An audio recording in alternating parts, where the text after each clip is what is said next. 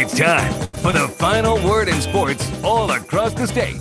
You're listening to Sports Talk with your hosts, Phil Kornbluth, Will Pelagic, and the Professor Tom Hayes.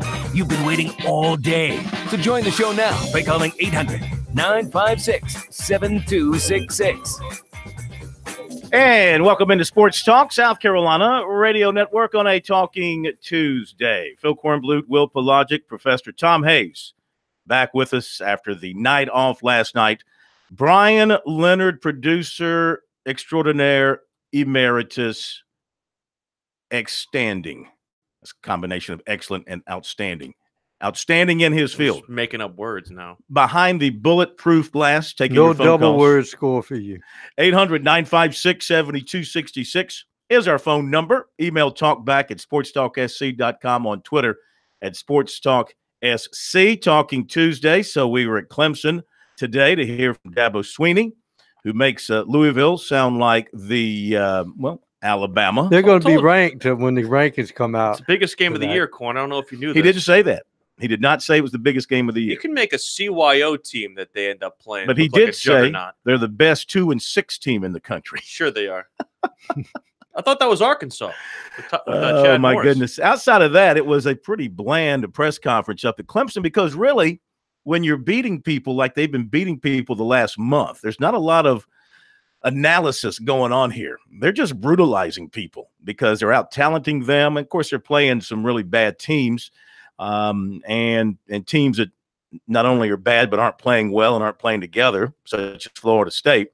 I expect more of the same. I'm going to tell you right now, I am going to lay the 38.5. Well, I think they're going to bludgeon Louisville. Bold move out of you. Well, I mean, I didn't take the points because you got burned this time. I mean, against Florida State, I did not lay the points. But that was only 17. This is 38.5, but they might have that covered by halftime. This is you look at Louisville on paper. I mean, they are dead last in almost all major offensive and defensive categories in the ACC. There is no reason why Clemson won't score as many points as they want. But Dabo tells me they've got some guys. He does. They do have players, he said. But you know what? Florida State had players. Everybody's got players. Yeah, but then again, if you extrapolate that word and put it in the NFL jargon, guys means he's just there. Yeah. They got a bunch of guys. Just a guy. He's just a guy. Yeah. So the story out of Clemson is he likes where they are. They're healthy. Mm-hmm. They're in a good frame of mind. Their confidence. Thinks Trevor Lawrence is just getting better and better by the day. And he likes his team. And he's not even worried, of course, about tonight's release of the College Football Playoff Committee's rankings, the first one for this year. He knows they're going to be in the top 4. The question is, and let's talk about that, put your mind in the minds of the committee and where you think they're going to place the Tigers. I mean, Alabama obviously is 1 and Notre Dame is obviously 4. So does LSU jump Clemson or does Clemson hang at 2? I think Notre Dame probably would be 3. Honestly. Do you really? I think it'd be Alabama, Clemson, Notre Dame, and LSU in that 4 in that order. But LSU with their wins so far, I'm gonna flip flop what you just said, and I'm putting Notre Dame at 4 and LSU at 3. Okay. Yeah, that's what I'm thinking. I'm thinking it's going to be Alabama, Clemson. I just think Notre Dame and Alabama, Clemson, LSU, and Notre Dame. And here, Notre Dame you've got a playoff game coming up Saturday in Death Valley, not the Clemson Death Valley, the other Death Valley, because Alabama's playing LSU. So yes, LSU loses, they're done. Alabama loses, they're not done. Right. Because they're going to get the extended benefit of the doubt. Mm-hmm. Again, it could be a scenario where if they lose to LSU and then win out, including beating Auburn, that they're sitting there waiting on the SEC championship game to play out and get into the playoff as an outsider once again. And even there's not even a guarantee that LSU could finish and win out as well. I mean, just the fact that beating Alabama would not necessarily mean the end of the SEC West race from them from their perspective. But they would have they'll have the tiebreaker over Alabama. Correct. But like with already having one loss in the league, you're right. They can't really afford another defeat.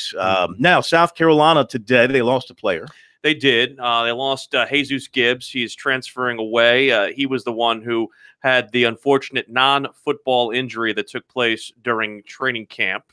And so he basically had a conversation with Will Muschamp, and he becomes kind of the second player of this group. Corey Banks, the other, to kind of transfer here middle of the year. So the defensive lineman who was a freshman, now no longer with the program. They also lost Dennis Daly in the game against the Tennessee Volunteers last weekend. So Malik Young is going to step back in, a familiar face to the South Carolina starting lineup. He'll be back in at left tackle, and he's actually graded out as the offensive lineman of the week for Will Muschamp, which is interesting to note because of the fact that Dylan Wanham, as his basically grades came out as well, he was the SEC freshman of the week. So he thinks that Malik Young even graded out better than Wanham did. So South Carolina working with a couple of very interesting bookends there. Of course, a lot of focus on Ole Miss's high-powered offense, fourth in the SEC in scoring and also yardage. So Jordan Ta'amu is obviously somebody who comes in with a lot of pub and a lot of promise when it comes to what Ole Miss does. They run an up-tempo offense like South Carolina attempts to do on a weekly basis, and they believe that the results of their practice against their own offense should help them against the Rebels. The way I'm thinking is this. Isn't it interesting that these linemen getting high grades when you all together now run the football? Haven't we heard coaches go to receivers? What plays do you like? What do you like to do? You go to your quarterback. You're comfortable with this against this team. I think South Carolina had a prayer meeting with the offensive line. Coach, offensive line, what would y'all like to do? Run the football, coach. We don't like to back up and just take blows all the time. Can we run over some people sometimes? I mean, that's what Clemson did against 2 teams ago, Wake Forest. They just ran it down their throats, and they ran it for it was 400 yards. And did you notice? But it has to be dictated to some degree by how the defense is playing. You know, if you're going to sit back with 2 high safeties, then you're going to line up and run the ball. Right. If you're going to walk your safeties down and put 6, 7 in the box, then you've got to be able to throw it. And, you know, this is what Clemson now can show any defensive coordinator. You want to play back, then we'll run it. You want to walk up and you want to go man up on our receivers, then you can't cover. I don't think there's a secondary in the country that can cover Clemson's receivers man to man. And if you do, then you're going to give up the big ball from Trevor Lawrence. And I think that's what they showed against NC State. And the message that they were sending down the road to their playoff opponents, whoever they play, is you've got to respect this guy's arm. And the only way to take that away is to get pressure on him. Well, with South Carolina, the one thing that Chuck Reedy said last week we saw in the game is that when they were throwing in these multi-play options or these run-pass options, they were actually calling, instead of a run and a pass, they were calling 2 separate runs. And they basically were trying to read, especially if they came up and the safeties did come up and showed a run-stopping look, run away from where the strength of the formation was. And so from that perspective, South Carolina used more of a commitment to the run. And it goes back to even something that Zach Willis said last week. 86% of the time you win when you rush it 25 times or more. And that's not just keeping the defense honest. It obviously keeps the offensive lineman motivated. And also it keeps the ball out of the other team's hands, which is what they're going to have to do against Ole Miss if they want to win. And of course, Chuck Reedy also said that, you know, if you're a good defense, you can make the team throw it every down by showing you're going to load the box. And sometimes, you know, South Carolina, when they loaded the box, sometimes gave them some eye candy to clear them out of there and still ran the football. That's what I mean by being stubborn running the football. They gave him a pop quiz, too, early on with that Wildcat formation with Debo. Yeah. All right, 800-956-7266 is our phone number. We'll take your phone calls coming. Lines are open right now, so those who jump on will be the first ones in tonight. We'll be hearing from Dabo Sweeney and Will Muschamp as we move through the program. Kerry Tharp will be here as we recap a wild race at Martinsville, maybe one of the best races, best finishes of the season, as Joey Logano gets the win and moves on to the Final Four of the NASCAR playoffs. What a win down in the Low Country last night for Summerville in high school football. Summerville and Fort Dorchester. Summerville winning in overtime gets the region championship and breaks that long winning streak in the region for Fort Dorchester. We'll talk more about that coming up. We'll have recruiting for you as well. When we come back, though, I want to jump to the calls and hear what you have to say about what the coaches were saying. No doubt you were following them today. 800-956-7266 is the phone number. Is Dabo just blowing smoke, filling your ears? Yeah, with a bunch of stuff about Louisville? I think so. And can South Carolina go down and knock off Ole Miss? We'll talk about it coming up.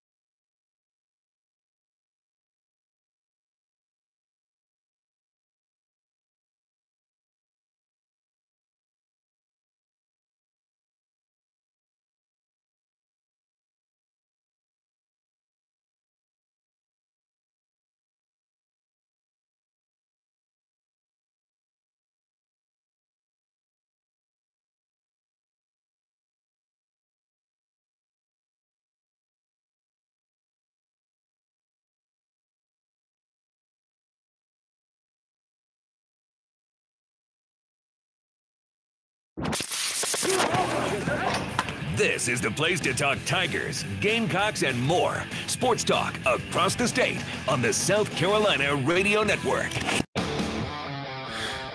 Welcome back, Sports Talk, South Carolina Radio Network. We'd love to hear from you, 800-956-7266, on Twitter at SportsTalkSC, on Periscope there as well with our video stream, also on our website, SportsTalkSC.com.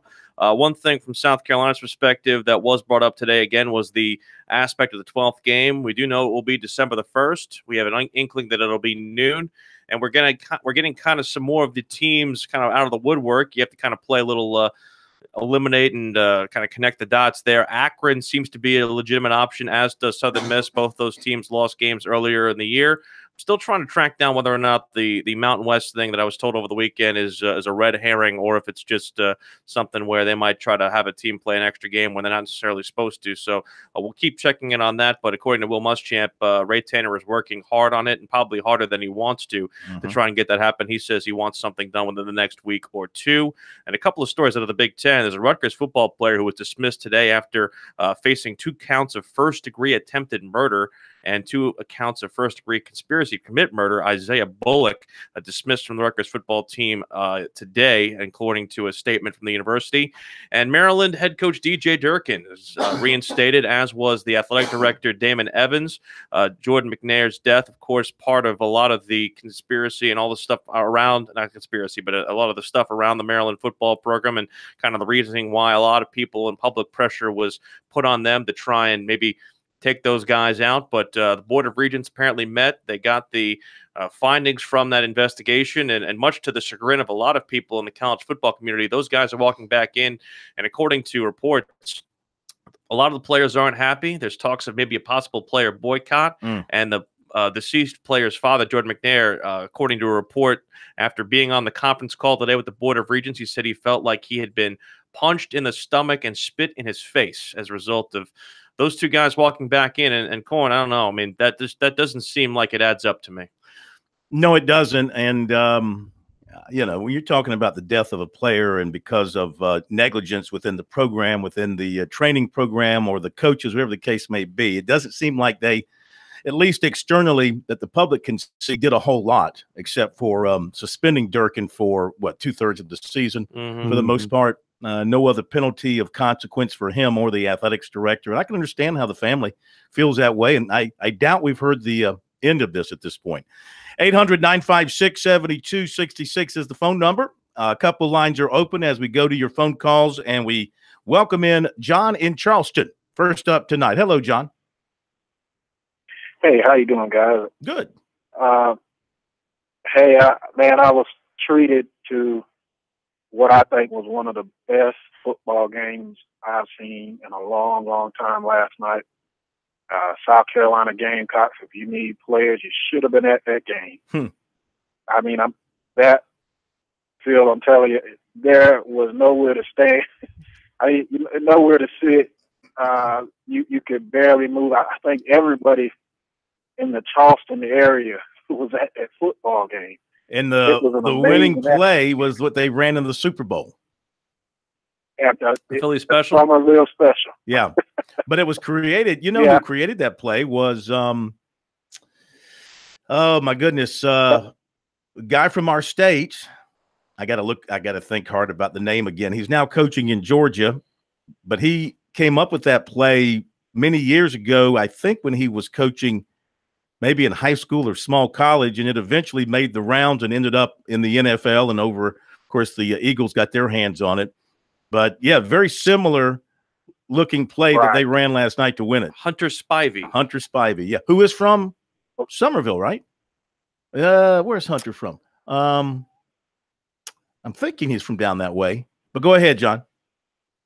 Yeah, that game in the beginning, it looked like another Fort Dorchester rout, because at one point, I kid you not, it was 25-0.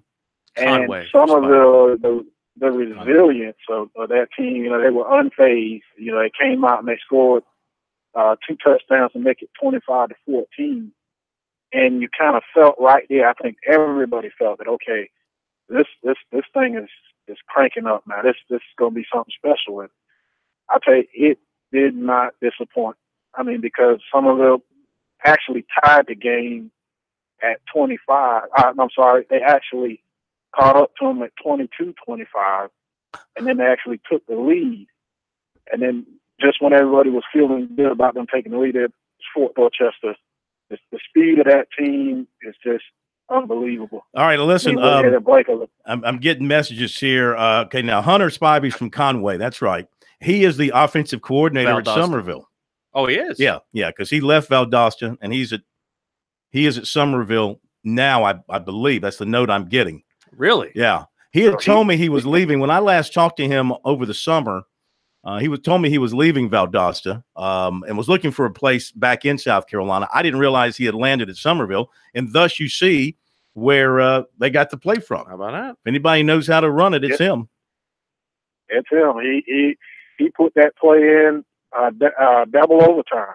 And there were many opportunities in that game for that game to go Fort Dorchester's way, because they could have kicked the field goal that would have done Somerville in.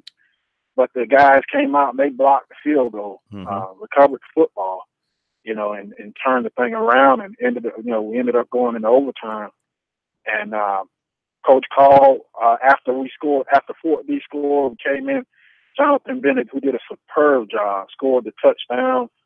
Coach called the timeout, called the guys over. It was either kick the extra point or go for two. Mm-hmm. And that's got to be decided to kick. For Joe, that's got to be the biggest win for him since he took over. It's got to be at Somerville for his granddad.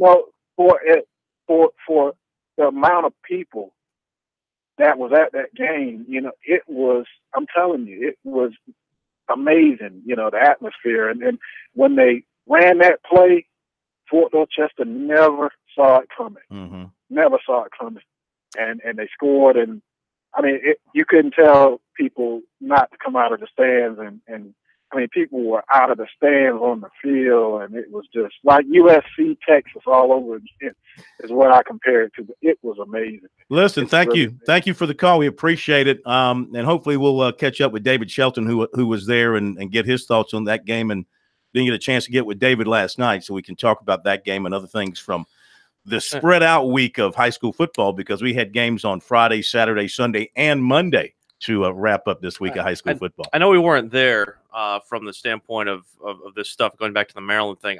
I don't know how you can justify keeping this guy on, like when you had reports of the fact that he was basically running a poor culture when it comes to Maryland. I know that Will Muschamp came out and defended him, and I think he did so almost kind of in a way that didn't necessarily help him or Durkin's cause. Just in my mind, it just seems to me that when you're in a situation like that, pardon the expression, heads have to roll. And the fact that no one really, other than the one trainer that got fired, or the assistant trainer who got fired, the fact that he's the only person who basically bites the dust in this particular case, in my mind, it just doesn't seem right. Well, I got to be honest with you. I've been traveling today, and I haven't read up enough about it to know all the inside stuff about what they investigated and what they uncovered and what all they investigated. They investigated the man's contract and said, you know what, it's probably going to cost a lot of money. Maybe so, maybe not. Which is gutless. But it's not a good look for Maryland thing. When you have an issue like that. It's not a good look by any means. But maybe they know something that we don't know about what was the real cause here, and maybe they feel like the suspension for a couple of months was justified in terms of the head coach's involvement. Was there a cover-up? Did they try to cover something up? Here's the other part. Did he lie about things? I mean, I don't know. Here's the other part of this. The president, there was an initial report that the president basically had to do this, had to keep Durkin and Jones on staff against his wishes. Here's the other part of this that doesn't pass a smell test. He is retiring in June. So this will not necessarily have anything to do with him on his watch. He basically washed his hands of this. Well, to me, it just doesn't make sense. How did we not know that they made some deal under the table that, look, we're going to bring you back, but you're going to leave? Could be. Because we want you to clear your name and be able to get a job somewhere else, as opposed to he probably would be disposed of if they just dropped him. And you know what? That would have been the best thing for him to be disposed.